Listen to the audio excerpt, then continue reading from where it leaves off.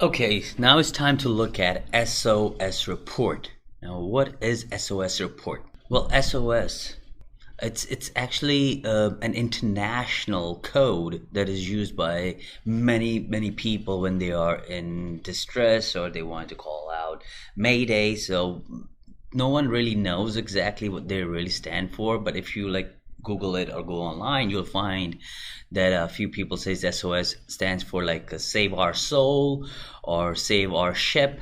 Anyway, so SOS is something that is called when someone is in really deep trouble and needs help.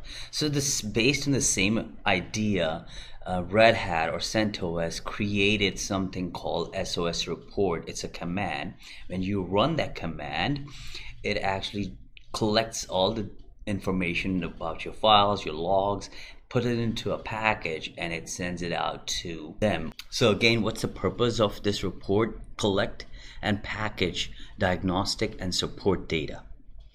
So the package name that has to be installed on your system, which usually comes pre-installed or pre-packaged when you are installing Red Hat or CentOS in your system, and the package is SOS dash and the version name depending on which version you are running. And the command that you will need to run to collect all that data, all the files and directories, is SOS report. So let's run the SOS report command and see how it works. Okay, so this is my Linux machine. I am logged in as myself. I want you to become root. Okay, so now I'm root. Now simply type SOS report. This is the command. Hit enter.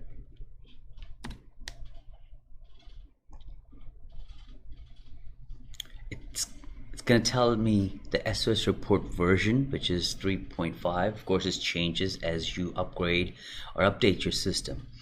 It's telling you right here, this command will collect diagnostic and configuration information from this CentOS Linux system and install the application.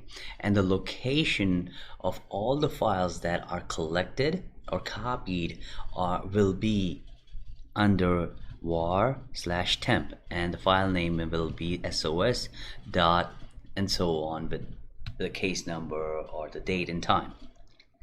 Also, it asks you some information to confirm and press enter to continue or control C to quit out of it if you did not intend to run this command or don't want to share your configuration files with Red Hat support or CentOS. So you go ahead and hit enter, and you'll see it will ask you, it will prompt you to enter your first initial and last name. So put in your first initial, last name. Then the next question is, please enter the case ID that you are generating this report for. Now the case ID is something that is given to you when you open up a case with Red Hat. So you called up or you open up online, you said, hey, I'm having issue with my system and so, and they generate a case for you, right? So you will have to enter the case ID here. So for this training purposes, we'll pick an arbitrary number. So let's say 9,000, 9000.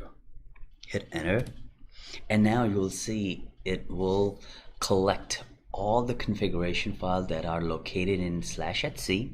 It will collect all the logs. It will collect all the system information. So all that information has been packaged together into one file or container, which will be a tar file, and it will be saved in your var/temp directory. The reason we do that is because this way the support do not have to come back to you to ask you to provide certain configuration file or certain information back and forth. So they will have all that information beforehand before they started asking you some additional questions. So you'll see right now it's running, it's at 72 out of 799 processor. So it's probably going to take somewhere from 1 minute to 5 minutes, of course depending on your system.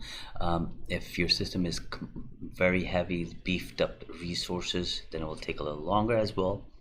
So give it some time.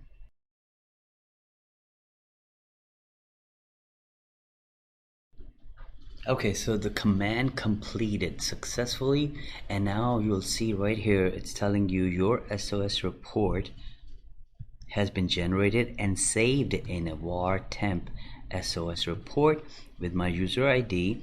And right here, this is the case number that we enter. Of course, the case number will be different in your case, the date and time, and it's a tar file and it's compressed file because it's not that big. So what you have to do is once you go to var temp and then you do ls minus ltr, and you'll see at the bottom this is the file that has been generated. You could ignore the other md5 file. It's just a checksum to make sure it has all the required files that it was looking for.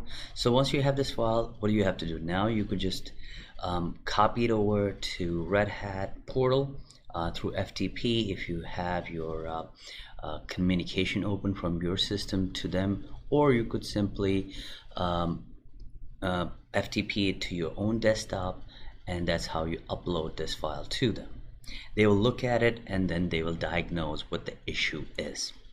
So that's about SOS report. It's very useful, and it's required every time you become, of course, a system administrator. You will be asked to provide SOS report when you open up a case with Red Hat.